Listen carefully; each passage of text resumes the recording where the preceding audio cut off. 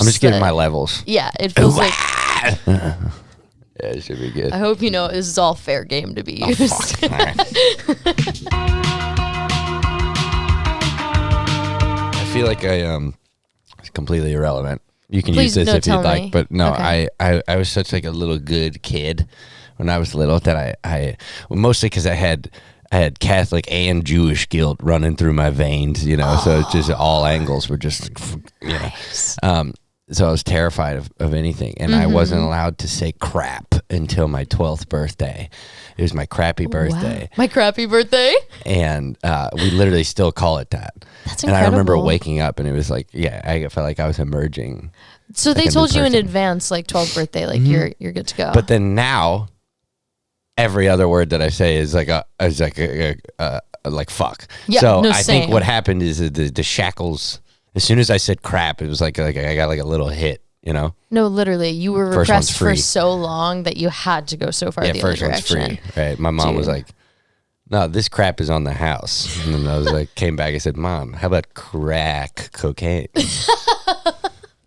Dude, this is the second episode in a row where within 30 seconds we've talked about Catholic guilt. Oh. Last time it was me to bring it up. Now it's you. So that's so nice. Thanks Do you for have validating Catholic me. Guilt running through you? So much. You ever heard about shame? I know shame. Girl, I know about shame. Are you kidding me? I feel it every single day. Every single day in everything I am. My mom is a particular master at that. Really? At which the shame? Which love her. No, same. We are our mothers. It's all good. Yeah.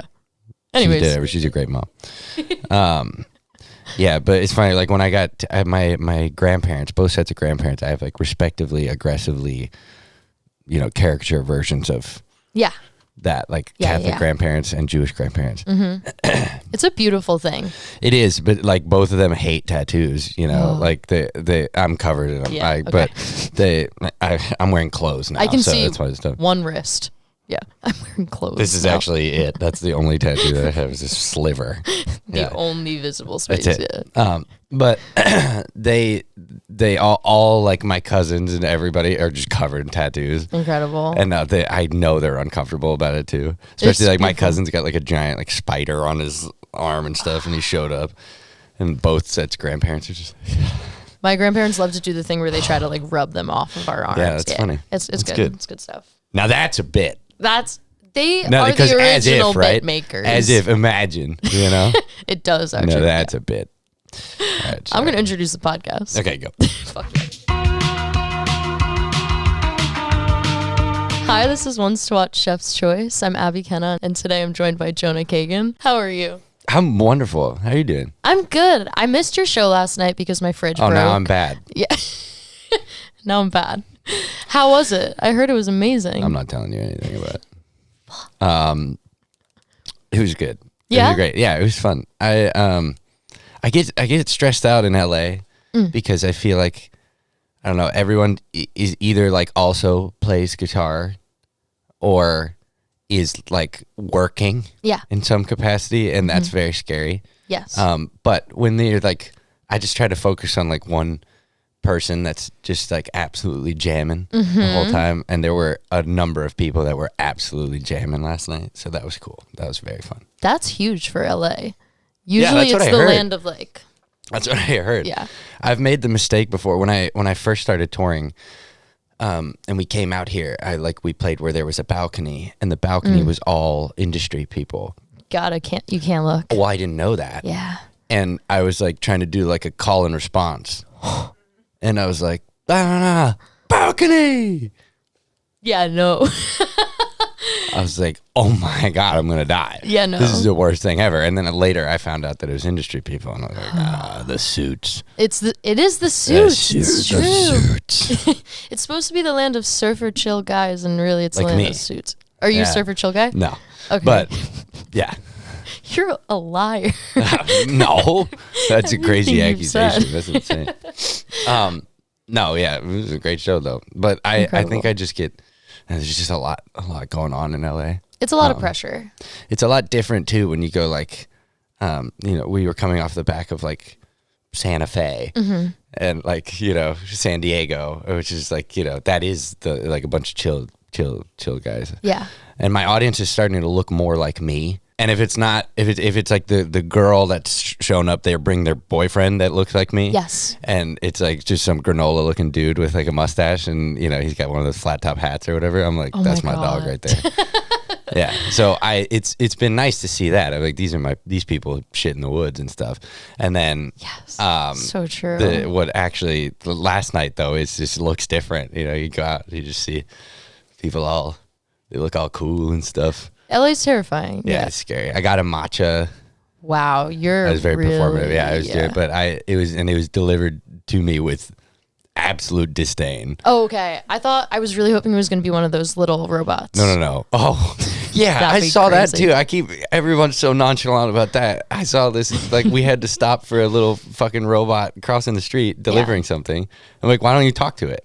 You can't get near them. You'll get fined. Oh, what? If you tip one of them over, it's worse than tipping a cow. It's like really, I think it's like a $5,000 fine. It's really intense. Damn. Yeah.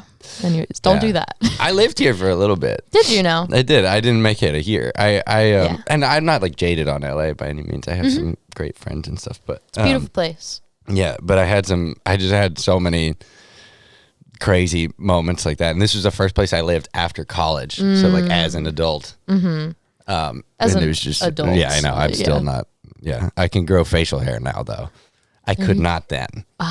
This is like a within the last 3 years sort of situation. Okay, congratulations. Thanks. I'm really trying to make it a for thing. you. Yeah, I'm trying to start a rumor. That you can grow facial hair? There's any rumor. Oh no, for sure. Well, thank you for coming on our little taste-making talk show. Thanks for having me. We're going to go through a 3-course meal of your music. To start, I would love to know if listeners have never heard your music before. What's the appetizer to you? Usually when people would ask me, I tell them, don't listen to my music. I tell them, or like, what kind of music is it? It's you don't want it. But music I think you shouldn't listen to. If they force it upon me, I would say there's a song of mine called The Roads. Okay. That's the one that I would point to. That was like the first song that I put out that felt like it was kind of a blueprint for how the rest of my music was going to be. So that's a good one. Oh, I swore to God you'd be important. Okay, well, what sort of foundation... That was rude. Yeah. What sort of foundation did that lay out then? Like how was that the catalyst for what the rest of your music would sound like? Well, I spent so much time, like when I first was working, I was in college and I was playing soccer in college. So I just like was an athlete in college. That was like my thing. And I had grown up playing guitar. I played in jazz bands growing up and stuff like that. And that was just like, I just did it as a hobby and never thought I was good enough. So then when I started actually recording music and like writing or sharing my words, I didn't know what I wanted it to sound like at all. And so I was just going into sessions and, with a bunch of random people. It's super talented people, but my music was just like all over the place. And that song was the first time that I like put all of the like, what do other people want it to sound like aside? And I sat down and I wrote something and I was like, this is it. And then it was also like the first one that I produced. I produced it with Ryan Hadlock, who's super awesome. And then from that moment onward, I think maybe there was one other song that I had a collaboration on, but from that moment onward, it was just me, all of my stuff. It was just me writing, me producing. And it just felt like that was like the push that I needed to be like, this is the type of music that I want to make. Yeah. And this is how I want to support the words that I'm putting onto it. Because that's what I think production is just, I think that's to support whatever it is you have to say. Absolutely. Especially in this genre or whatever this is. Yeah. So that was, it just kind of laid it out. And musically, I was like, it gives me the confidence to go and do everything myself and to know that this is generally the like lane I want to live in. I find that experience so relatable, and I don't hear about it so much in LA because I feel like the LA journey is like I started by producing everything and doing everything myself, and then when I found the right collaborators, that's when it locked in. But I feel like once you have your own finger on the pulse, it's so hard to like. Well, I also I try to make it a point to not like I'm not at all anti-collaboration by any means, and I think there are so many insanely talented people, especially in LA, and they're especially like in the box producers. They're insanely talented in the box producers where they can just take some random, like dormant signal and turn it into the craziest thing that you've ever heard. And it's super creative and whatever. Yeah. And so I was like, that's what I was watching when I was here in LA. And then I went to Nashville for a little bit and I saw the difference, and I met some producers that I was just like, this is really cool. And there was one producer that I worked with when I was still learning who was just talking about how his like engineering is his focus first, and how if you can make something sound like how it goes into your ear when you record it, like if you're sitting there in the room listening to this thing, then like you do all of that on the front end, and then once it gets into the box, it's like you just have this thing and that's what it sounds like. Yeah. I was obsessed with that. So I spent so much, I just like, that was when I fell down the production rabbit hole, was when I was like, this is about engineering and instruments and mics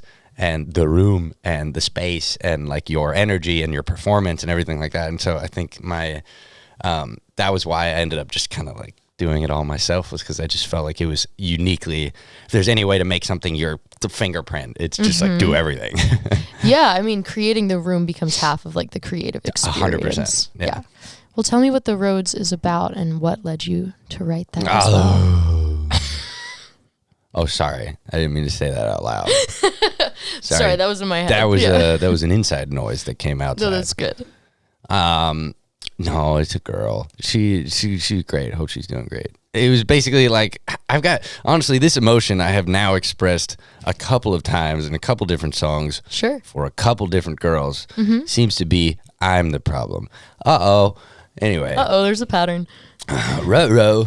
That's the problem. I was in like a really long relationship that I thought was super serious, and then, it was super serious, but we broke up, and I just had this like, every single misstep from then on, I felt as though this person was like, second derivative responsible, because I had this anxiety about this, or I had this whatever. And granted, that's not fair. It's not actually their fault, but it is like the lasting, continued impact. So that was what the whole thing was like. Every road is leading back to you. No matter how far I go down this road, it always ends up going back to you. And I continue to relate to that song, which is really fun. I'm really happy about that. But you're aware. And that's I'm super aware. Yeah, I'm super healthy, and where's the camera? I'm super healthy. Well adjusted. I like my mom, but not too much.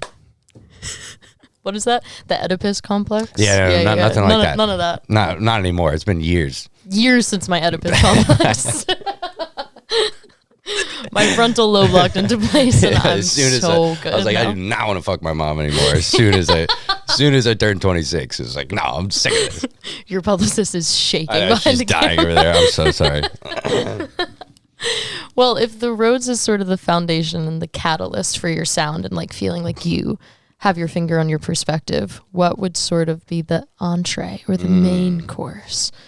I'm in the middle of making my next album right now. Incredible. So I think that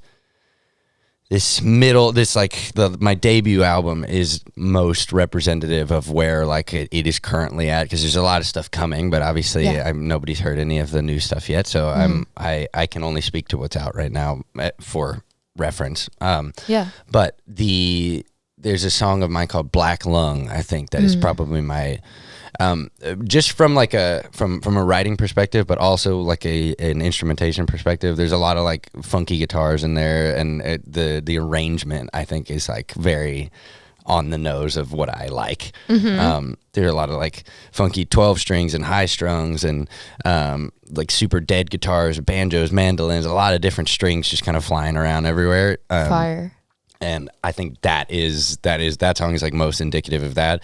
From the writing perspective also, I just like love lyrics that are like casually devastating. I think the king of this is Jason Isbell. I'm like a diehard Jason Isbell fan. So good. I was trying to start a rumor.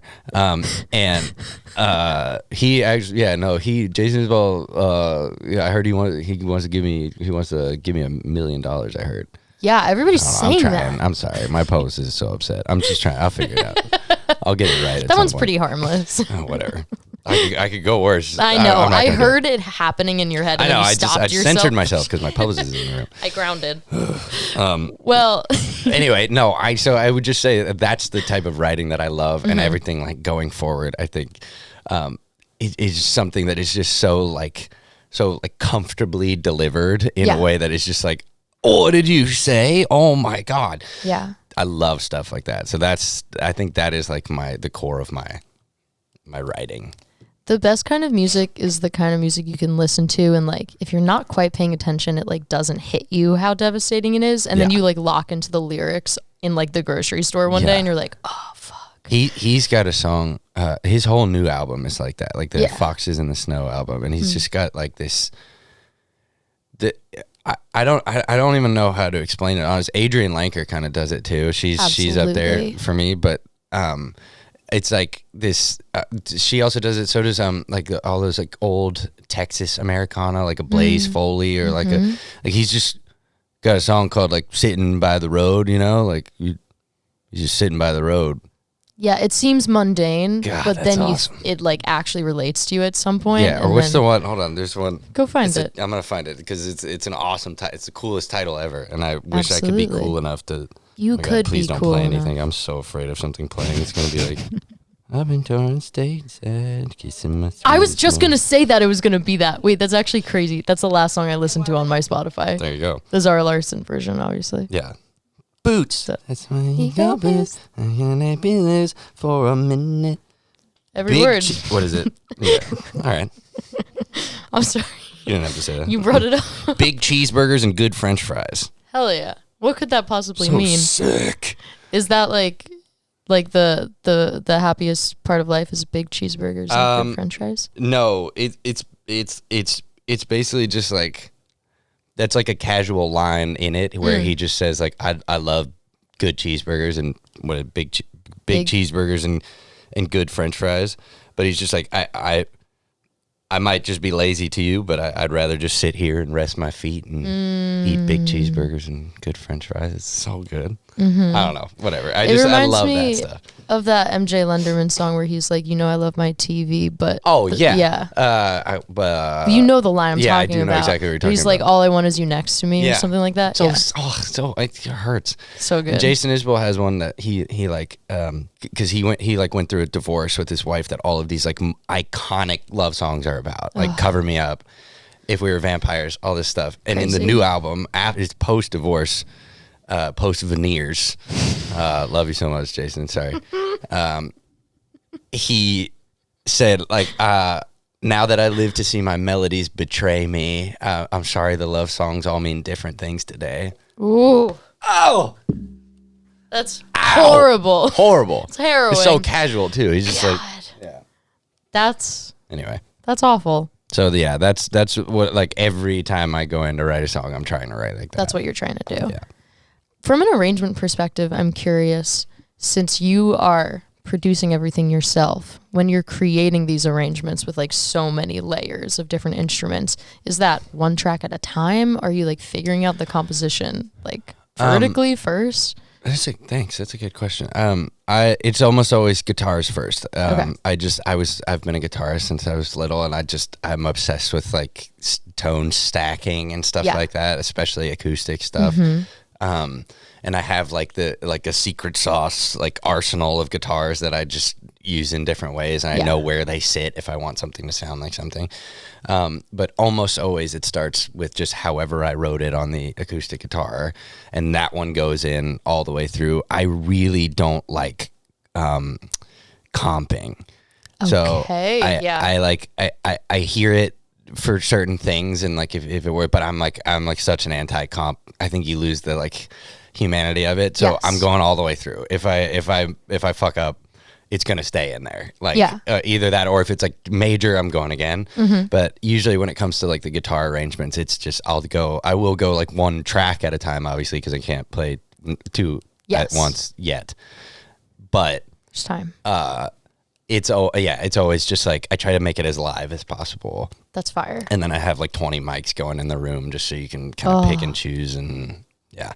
This is good. This is good stuff. Thanks. I love that. I think it makes it feel a lot more organic to do it like that and not sort of be like, okay, and I'm going to write all of the parts first and then I'm going to record all of these parts. No, it honestly, the production part, and I have fun producing but it's entirely to support the lyrics in my opinion. Like I think certain songs, like I grew up making, not grew up, I was 16, but I learned how to produce making beats and stuff and like house music and all sorts of stuff like that because everything's on the grid and it's very that stuff is obviously very production forward. It's such a puzzle too. But it's just fun. It's so cool. So and I still sometimes will use some things that I would have used back then in like funky ways to fill space in like these songs and stuff, but usually now it's just I barely, as a producer, I barely do anything once it goes in.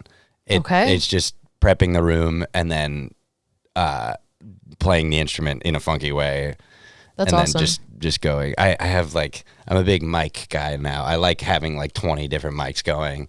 And then what's your baby of your mics right now? Baby's a 414. That's like the AKG 414.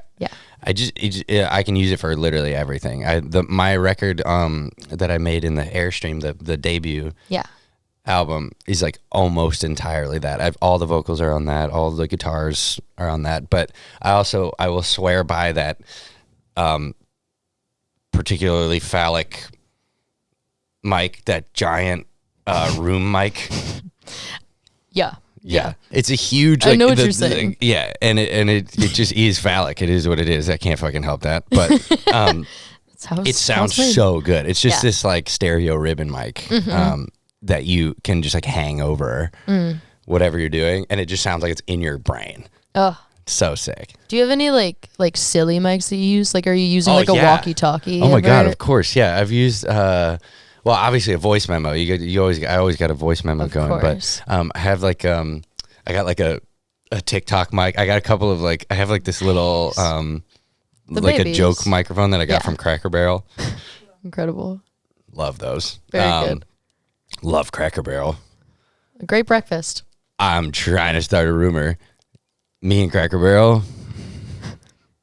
I feel like you can pass on that rumor. No, I love Cracker Barrel. I've slept in a Cracker Barrel parking lot so many times. That makes sense for the Airstream. Yeah. Yeah. No, this was actually just, I was just without anything. I was just on the ground in the parking lot. No, I'm kidding. This is a my rumor. Airstream. This is a rumor. Come on, Taylor. Well, I would love to hear about a personal favorite of your songs for a dessert track, whether it's something upcoming or something from the past. Dessert track. You can allude to something if you so please. And I do. And I will. Of the stuff that's out right now, there's a song, probably my favorite song. I'm hesitant to say like my favorite song or my best song because I really think that my opinion when it comes to this just doesn't matter. I don't think that the songs are like at all about me. I think it's just they're my story, but I think it's just whatever. You've given them away. Yeah, 100%. Yeah. But the one that like speaks to the entirety of the last project the most is the intro track to my album. It's called When My Ashes Turn White. It was the last song that I made on the album, and it just like, it's one of those very casually, like it summarizes the entire, my whole plight. Which is? It was like basically it's like existential crises of being alive and worrying about what happens when I die and being forgotten when I die. And I've experienced grief. It alludes to that. There's plenty of like it's a very grief, fear driven song, but in a very like sort of way. Yeah. And it's just super simple. I love the arrangement in it. It's also just like one you can hear the Airstream really nicely, and you can hear like the birds and like the environment and stuff that I was in, and it's just so, I really like that. But if I am to allude, as Please, you eloquently put, I have a lot of, this next album is like a Loverboy album. This next album is very yearny. Okay. Yeah, it's very yearny. It's very oh, poor little guy looking for love. You know? Just like that. I would have said it in that voice too if it were Poor me. little guy looking for love. Oh, maybe he's the problem. That's kind of that might be the title, actually. Okay, yeah. I don't know. It's a working title. In parentheses. Yeah, I'm starting a rumor. Yeah. Starting a rumor. Okay, fire. So we've got love to look forward to. You got lots of love to look forward to. And my entire team now, with the exception of like a couple, are all women and scary women. And that's good. It's awesome. It's great. So we've brought on like a woman, like a female creative director, and my sister's my manager, and my agent is female. My awesome. label president is female. My publicist is female. I got all these. My tour managers. I have all of these scary women dictating the next chapter of my career, and I could not be more excited. So I think I'll be in like a tight shirt or two in the next one. You're going to be in crop tops. I hate to admit it. It's fine. I trust them. A team of women means you're going to level up. No, I know. There's a reason why I trust me. I know. That's why I did it. That's literally why I did it. Yes. God, crop top era. I'm excited for you. I have 3 final questions. That's going to be the rumor that gets started. Like Jonah to be seen in a crop top in the next album. We can absolutely make that happen. Jonah loves women. A rumor. Well, put that on. Jonah is an ally. Jonah, yeah, absolutely. Hey, it's Women's Month. It's Women's Month. You're goddamn right. That's right. Jonah's an ally. Jonah is for the women. Not to try to start a rumor or anything, but that one doesn't even have to be a rumor. That one's crazy. That one's insane. Could you imagine? I would love to know if your music were a candle. What would it smell like? I love candles. I'm a big scent guy. Okay. I think I'm a big fan of like a very man smell. Like I like not that my album would necessarily smell that way. I don't know. It would probably smell like a garbage can, but I think it's like I love a sandalwood, or like that's a cedar, give me some sort of wood, whiskey and tobacco.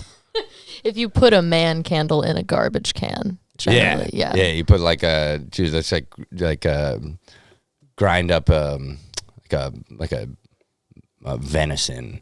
Ooh, and you put it and then wrap it in an American flag. Okay, absolutely. I'd also love to know what your favorite sound is right now, but a life sound, not a music sound. An example of such would be like if you bonk. had well, sure, but also like if you had a dog and like you hear your dog like little pitter patter on the floor. I'll take bonk. All right. No. That's a good question. My favorite is the when a dog is. Thank you for bringing up dog. I do have a dog. My dog Mars. She's great. Thank you for the name. Yeah. It's the right in your ear sniff. Oh, my boyfriend does that to me all the time. Yeah, it's awesome. It's so funny. It's such a boyfriend thing to do. Specifically, it's like a fast, long. Yeah.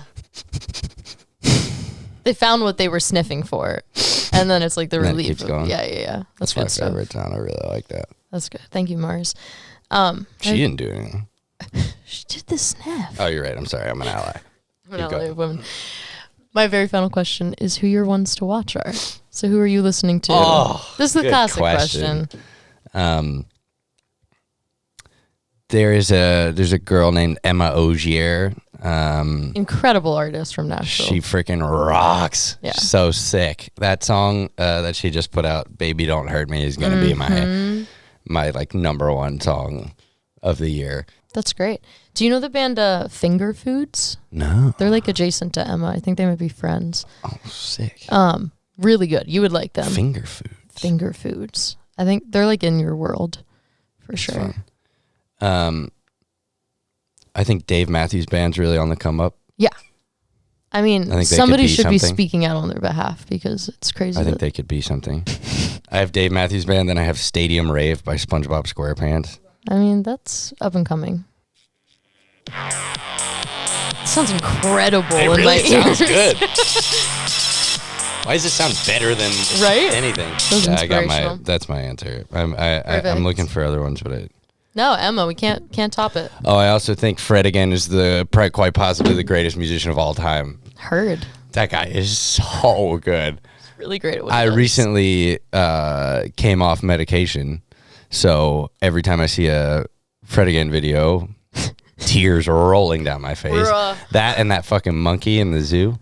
Punch. Is that his name? Punch? Yeah. Why'd they do that to him? He's literally getting beat up and they named him Punch. Why'd they do that? That's horrible. Thanks so much for being here. Sorry. Thanks for having me. This is fun. Hell yeah. I'm just thinking about that fucking monkey now. Once again, this is One Swat Chef's Choice. I'm Abby and this is Jonah Kagen. Check him out.